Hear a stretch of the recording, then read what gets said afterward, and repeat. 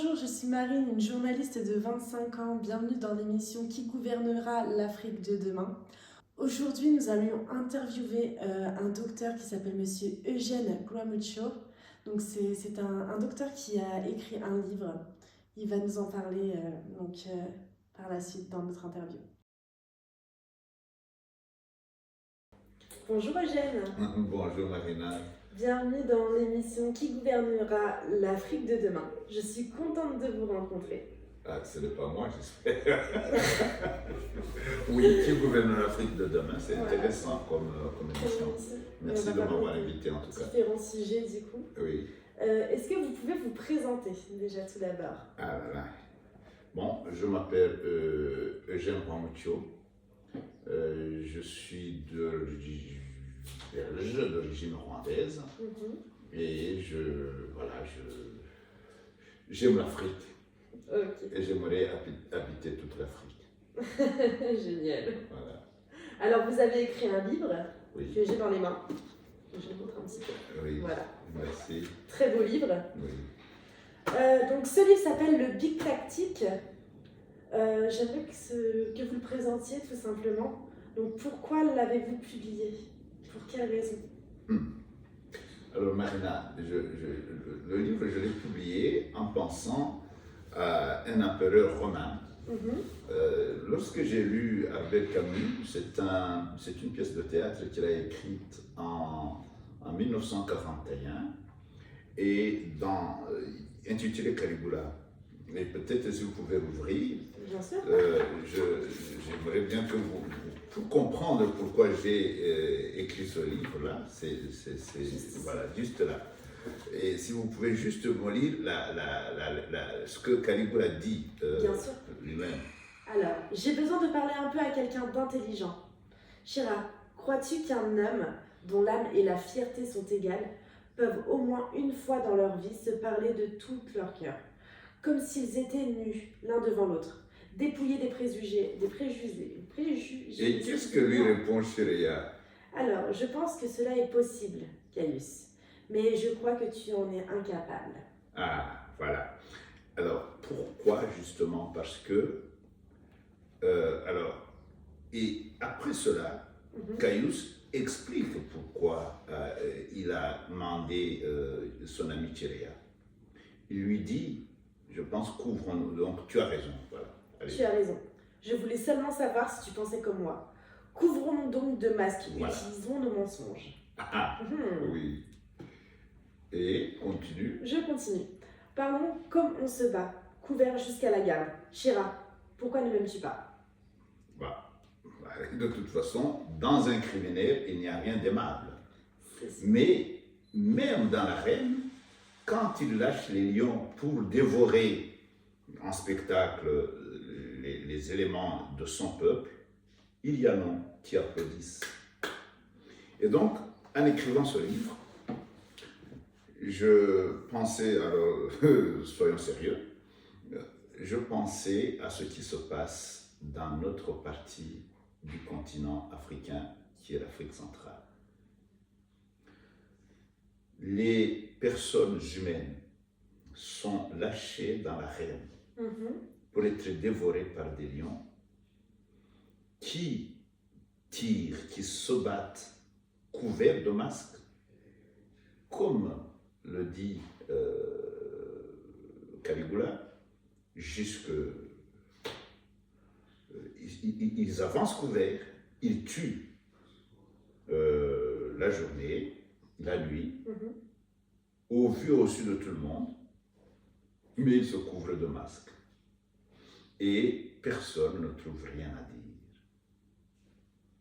Et eux, ils se plaisent, ils arpentent les tapis rouges.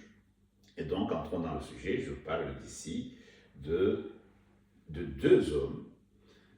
L'un s'appelle Yoweri Kaguta Museveni, il est actuellement président de l'Ouganda. L'autre s'appelle Paul Kagame, il est actuellement président du Rwanda. Voilà les deux hommes qui tuent, violent, saccagent, au su et au vu de tout le monde, et personne ne trouve rien à dire. Et tout le monde les aide, y compris la communauté internationale, pour chasser, en tout cas, pour fendre ceux qui défendent et leur terre et leur vie. Voilà pourquoi j'ai écrit ce livre. Donc ce livre est vraiment un moyen du coup de dévoiler, de lever le voile en fait sur ce problème qui se trouve du coup en Afrique. Oui, tout à fait. Parce que, en fait, le livre s'appelle Big Tactique de Museveni et Kagame en Afrique noire. Donc, tenez bien, moi, je quitte le côté rwando-rwandais parce que cette affaire n'a pas commencé au Rwanda. Cette affaire, donc si vous voulez bien que je peux présenter le livre en 4-5 minutes, en 2 minutes. Donc le livre commence par dire qu'il s'agit d'un plan. D'accord. Et ce plan a été, ce n'est pas quelque chose que j'ai inventé, ce n'est pas de la fiction. C'est quelque chose qui est sorti des archives secrètes de l'armée ougandaise, de l'armée nationale ougandaise, c'est-à-dire l'armée de Yoweri Kaguta Museveni de l'Ouganda. Et c'est un plan qui prend naissance depuis les années 1980. Donc vous comprenez que ce n'est pas quelque chose qui est venu au hasard.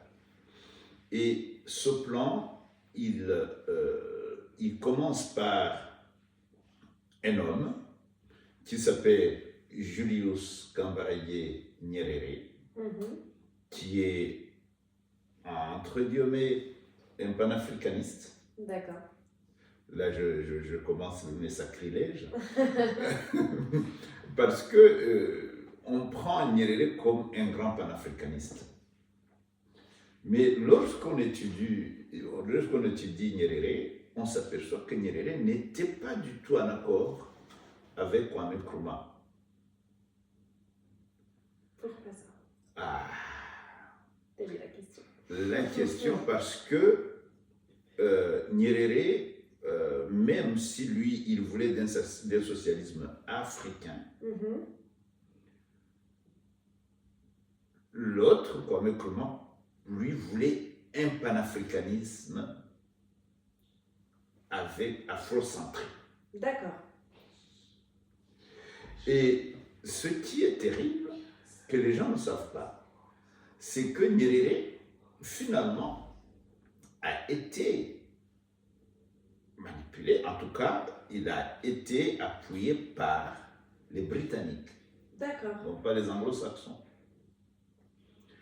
Et lorsque l'affaire du Rwanda éclate, donc en 1959, lorsque les rois Tutsis perdent le pouvoir, ils vont trouver refuge en Tanzanie. D'accord. Et en Ouganda. Alors, il se fera qu'ils se présenteront à Nyerere comme des révolutionnaires. Et alors, la centralité de ce plan, que j'appelle le plan UKUSA, c'est-à-dire United Kingdom et United States of America, ils viendront après. Hein. Mais en fait, d'abord, dans les rois, donc ceux qui avaient perdu le pouvoir au Rwanda en 1959, qui sont les Banyiginya, ils vont trouver une façon de se convertir en combattant pour le pouvoir. D'accord. Mais ils vont trouver un appui évident chez le Mwalimu. Pourquoi le Mwalimu? C'était un enseignant qui est devenu président de la République. Donc un enseignant dans la langue, c'est Mwalimu. D'accord. Mon père est enseignant, donc il est Mwalimu. Alors ce livre, la première, donc comment dirais-je, les agents de l'Empire, les combattants, les conquistadors, ceux qui voulaient reconquérir le pouvoir perdu, c'est-à-dire les Banyiginya, ils vont avoir toujours une hantise à l'extermination de ceux qui les ont chassés du pouvoir. D'accord. L'extermination de tout. Mais pour ça, c'est le 2e chapitre du livre, il faudra s'aliéner le soutien. Donc il faudra avoir le soutien du Mwarimo, donc de Julius Kambarage Museveni. Non, plutôt Nyerere. Et c'est là où il y a la centralité de la Tanzanie dans ce plan, même s'il perd la main. Et troisième chapitre, alors, c'est le vrai big tactique. Ok. C'est quoi le big tactique? J'allais poser la question. Alors, qu'est-ce que le big tactique? C'est quoi cette stratégie? Et comment ça se fait qu'elle concerne l'Afrique noire? C'est une stratégie d'avancée masquée. D'accord.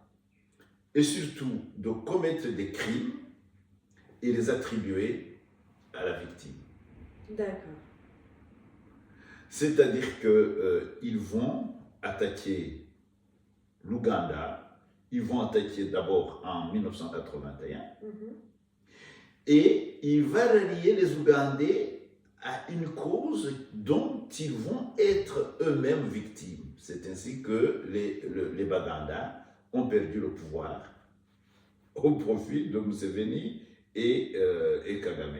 Parce que Kagame, ne l'oubliez pas, il était le chef de renseignement, en tout cas le chef du personnel du service de renseignement de l'Ouganda. Et je pense qu'il est toujours. Oui. Et alors, ils vont utiliser les jeunes. Autant ils en ont utilisé en Ouganda, autant ils en ont utilisé au Rwanda. C'est le phénomène des Interahamwe et du FPR. Parce qu'ils font semblant que les opposants ou les attaqués, donc les victimes, ont eux-mêmes des jeunes qui seraient contre eux, alors qu'ils sont infiltrés. C'est ce que, dans le livre, je parle des confessions de Tite Rutaremara, qu'il a fait, je pense, en 2020. Et la technique de cette stratégie du big tactique qui est décrit aussi dans le livre, les gens pourront voir, et les Interahamwe, le phénomène Interahamwe a été disséqué et bien traité par le tribunal pénal international pour le Rwanda pour être éludé parce que ça mettait en cause le pouvoir de Paul Kagame. Alors, Robert Kajuga, dont la maman était un Mushambo, donc issu du pouvoir royal, en tout cas de la dynastie Nidinya. Il était le président de ces Interahamwe qu'on accuse, et on n'a jamais vu au TPIR un dossier contre Robert Kajuga. Alors, le quatrième chapitre de ce livre parle du plan d'élimination du président Habyarimana, parce que non seulement il faut faire ce big tactique, mais aussi, dans ce big tactique, il faut maintenant semer le chaos. C'est ce qu'ils font en Afrique noire. Si vous voyez ce qui s'est passé de Luero en 1981 et ce qui se passe actuellement à l'est du Congo en 2023, la technique est absolument la même. Et enfin, le cinquième chapitre, c'est le plan politique de partition du Rwanda, ou même ça on ne peut pas faire en Ouganda, mais par contre le Rwanda, comme il y a eu des crimes abominables, ils essaient aujourd'hui de changer de nom pour effacer toute trace, et comme je vous ai dit, de pouvoir attribuer les crimes aux victimes eux-mêmes. Et le septième chapitre, c'est le plan de financement, parce que voilà, le nerf de la guerre, vous savez, c'est le pognon. Donc, ce qui est très intéressant à voir, c'est que depuis 1987, ils s'arrangent pour aussi, maintenant Kambarage, il les a aidés à accéder au pouvoir en Ouganda. Oui. Il les aide à venir et à former la meute de ces tueurs qui ont ravagé le Rwanda et qui ravagent toujours le Congo encore. D'accord. Et Nyerere écarté, ils vont alors chercher les appuis aux puissances occidentales et aux multinationales. Et c'est ainsi qu'en 1987, tenez-vous bien, Parce que ceux qui ne savent pas croient que c'est Clinton qui est l'ami de Kagame, non, Keneni. Museveni a reçu la position et le feu vert américain en 1987 avec Ronald Reagan. Donc vous voyez que c'est quelque chose qui va de loin.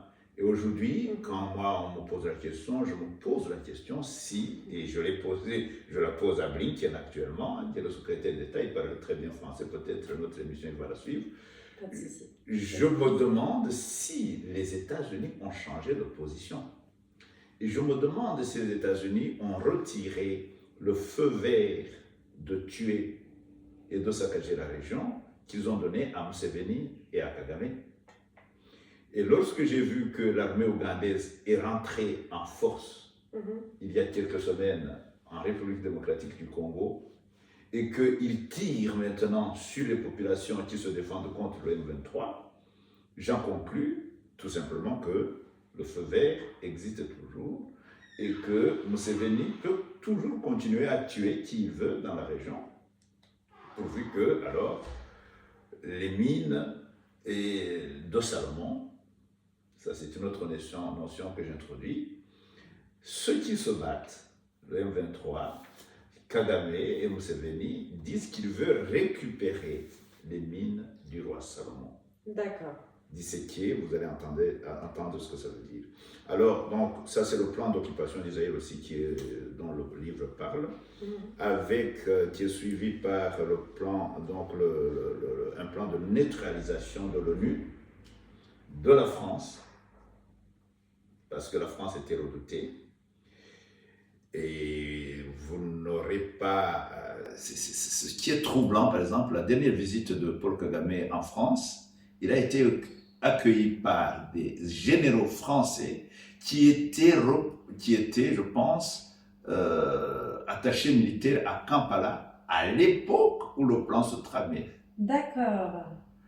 Et ces généraux, donc, il était lié certainement à la CIA. Oui, bah, sûrement. Sûrement. Donc, il y a beaucoup de choses à pouvoir apprendre. Et enfin, je finis le livre donc en parlant de l'après-plan. D'accord. Je ne croyais pas que le M23 serait au Congo actuellement. Et enfin, alors, j'essaie de retracer l'histoire de l'histoire, l'historiographie de ce plan du Big Tactique.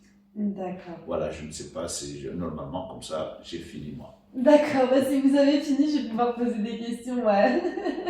Allez-y. Du coup, pour une personne, donc moi je suis française, avant de m'intéresser vraiment à la situation en fait en Afrique et au Rwanda, je m'étais arrêtée en fait au génocide. Je ne voyais pas ce qui se passait en tant qu'occidentale. Je ne voyais pas vraiment la situation. Et pour les personnes qui sont un peu dans ma situation, j'aimerais avoir un court résumé, on va dire, de cette situation. Normalement, Marina, le résumé, je viens de le donner. Bien sûr. Par contre, je ne sais pas si je peux vous tutoyer. Bien sûr. Moi, je suis accusé d'être un grand criminel des grands chemins du Rwanda. D'accord. Je pense que ça, c'est un côté que je laisse. Le moment viendra où ça fait à peu près 10 ans, 15 ans que je m'explique devant les juges. D'accord. Ils ont décidé que, il n'y a pas de problème. Moi, je veux bien comparaître publiquement. Et je pense que de toute façon, je ne suis pas... Le livre, je viens de le publier, et puis je ne cache pas mes opinions depuis longtemps. J'avais publié en son temps, quand je revenais, c'était en 1993, moi je ne sais même pas de quoi on m'accuse, puisque je n'étais pas du tout sur les lieux. Donc, lorsque j'arrive au Rwanda, je m'aperçois que le pays est dévasté, et je me dis, mais attends, cette guerre est pour rien. C'est-à-dire, en innocent, je croyais que c'était une guerre pour rien. J'étais loin d'imaginer que derrière cette guerre, il y avait un plan macabre. Et que ce plan ne concernait pas le Rwanda en tant que tel. Non. Ce plan concerne l'Afrique, je dirais l'Afrique entière. D'accord. Et donc, comme je vous l'ai dit, c'est la centralité de la Tanzanie dans ce plan. D'accord. C'est la façon dont dont on a manipulé l'appui de la Tanzanie jusqu'à aujourd'hui. Et d'ailleurs, pour que les gens comprennent, c'est ce qui est en train de se passer, la manière dont on manipule aujourd'hui le Kenya. Le Kenya aujourd'hui est en train de jouer pour la République démocratique du Congo le rôle de médiateur, de pacificateur, l'EAC, que la Tanzanie a joué pour le Rwanda en 1993-94, donc depuis 1990. Mhm. Et vous vous souviendrez, Arusha, où a été le tribunal pénal international pour le Rwanda. Peut-être que le tribunal du Congo sera au Kenya, je n'en sais rien. Mais ce que je veux dire, c'est que votre question, pour expliquer à quelqu'un qui ne comprend pas, je vais dire 3 choses. Okay. C'est la notion des mines du roi Salomon. Les mines du roi Salomon, toute personne qui tape sur Internet, il y a à peu près un seul film où on voit les Congolais d'origine rwandaise qui jouent dans un film qui s'appelle Les mines du roi Salomon. D'accord. C'est l'Est du Congo qui regorge de richesses qu'il faut récupérer. Ça, c'est un. De deux, pour qui veut comprendre, regardez Avatar. Avatar. Vous avez regardé? Et pourquoi ça? Bien sûr que j'ai regardé Avatar. Alors, quand on essaye de regarder Avatar, tout est dit. D'accord. Le premier, le deuxième, il est un peu édulcoré, mais le premier, il est plutôt, je dirais, original. D'accord. Il s'agit des gens qui ont des queues, qui vivent dans la forêt, qui ont des ressources énormes. Bien sûr. Que une puissance bien armée, avec des bulldozers, voudrait conquérir et mettre la main dessus. Ils feront tout jusqu'à vouloir ressembler à eux. Avoir leur puissance. Avoir leur puissance. Mais c'est quoi? C'est ce qui se passe en République démocratique du Congo. Regardez Avatar. Regardez Avatar. Et pour y arriver, aujourd'hui, quand on voit un certain Magachuchu, qui est le député rwandais dans le Parlement congolais, qui a les carnets d'adresse de tous les présidents dont je tairai les noms ici, mais c'est dans un tribunal public qu'il a dit lui-même. Et quand on voit le ballet diplomatique qui se passe à Kinshasa aujourd'hui, en regardant Avatar, vous avez un résumé. Vous avez un résumé, je ne vais pas vous faire un dessin. D'accord. J'aurais une dernière question. Donc cette stratégie, elle semble avoir une histoire assez longue. Quels sont du coup les points saillants de l'histoire et du plan NRA et RPA? Alors, quand on dit NRA, c'est la National Resistance Army. Okay. C'est l'armée de résistance nationale ougandaise. D'accord. Cette armée fut fondée par des jeunes, environ une trentaine, dont faisaient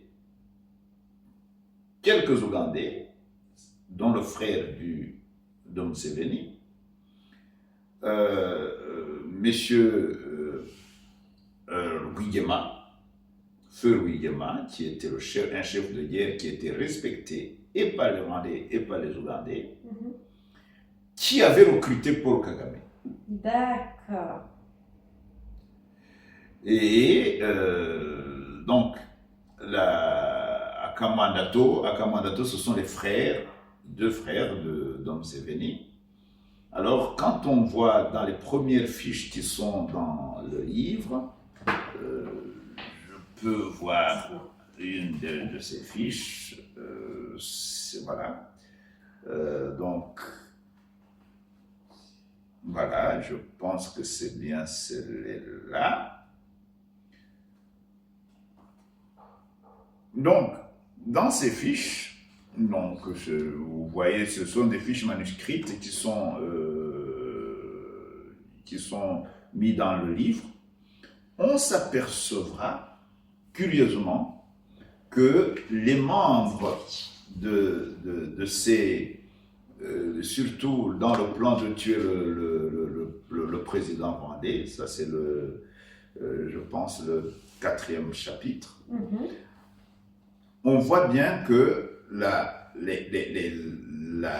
gang est composé par des Rwandais et d'Ougandais qui sont mélangés et qui, depuis 1981, avancent de Luelo jusqu'à Kinshasa.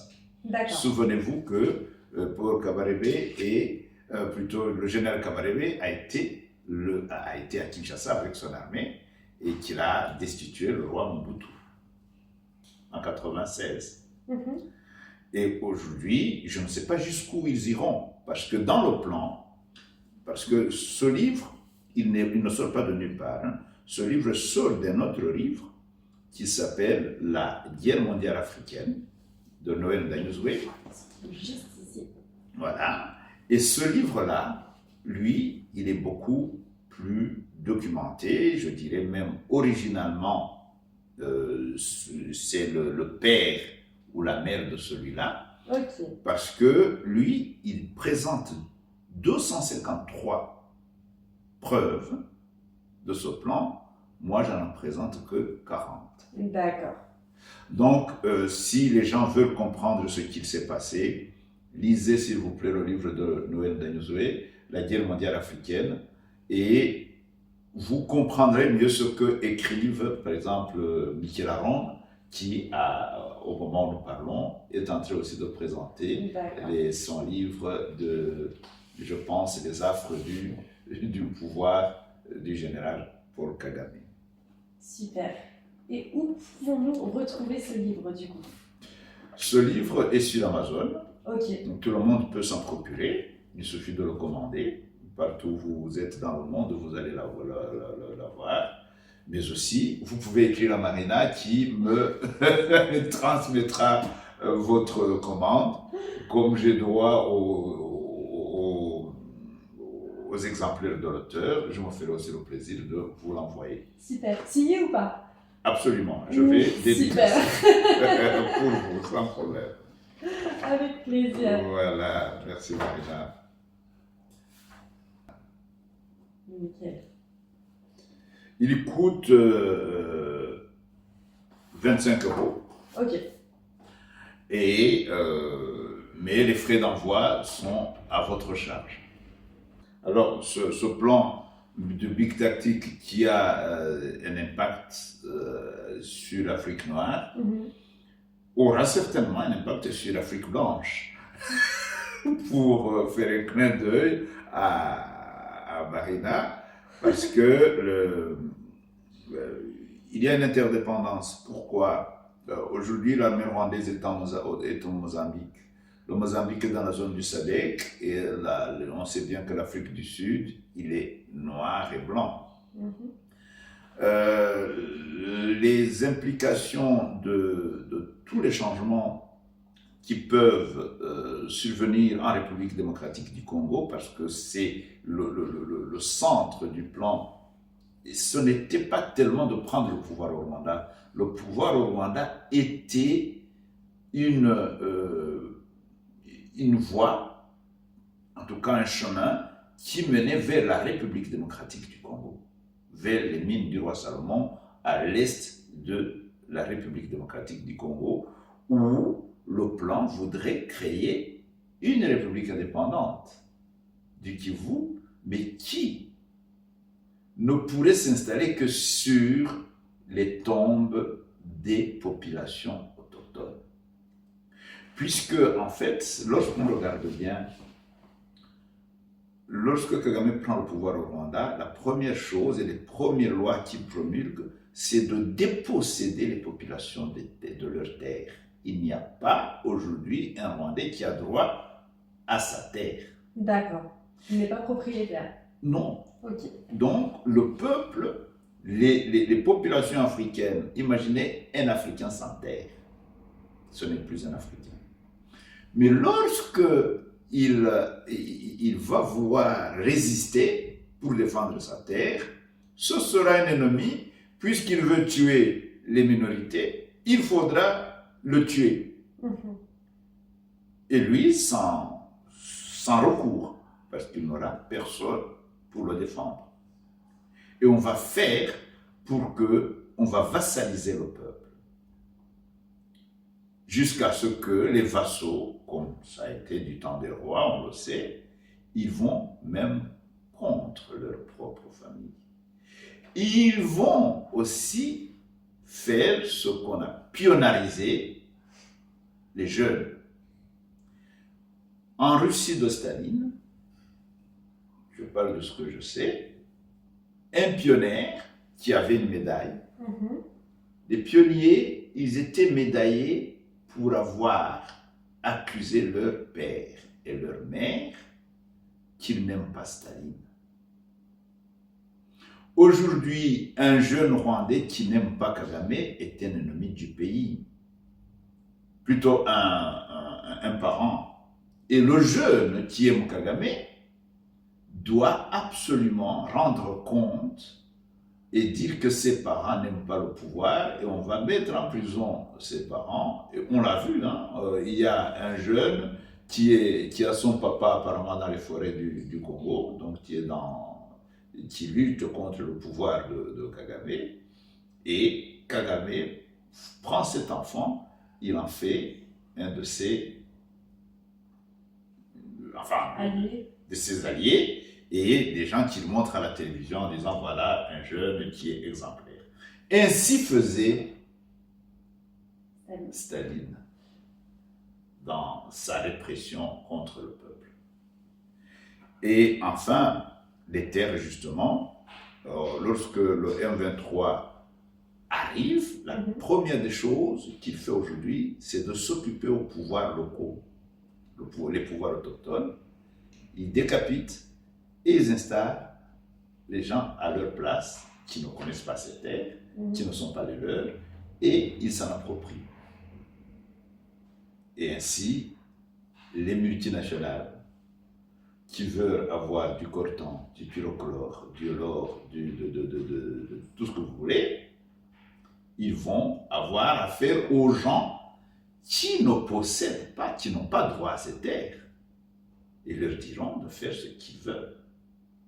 Et c'est ainsi qu'un des présidents, de l'ancien président français, avait dit que pour que le Congo puisse avoir la paix, il faudra partager ses terres. On ne veut pas acheter, on veut prendre. Totalement. Merci beaucoup. Je t'en prie, Marina, et merci pour cet entretien. Merci à vous.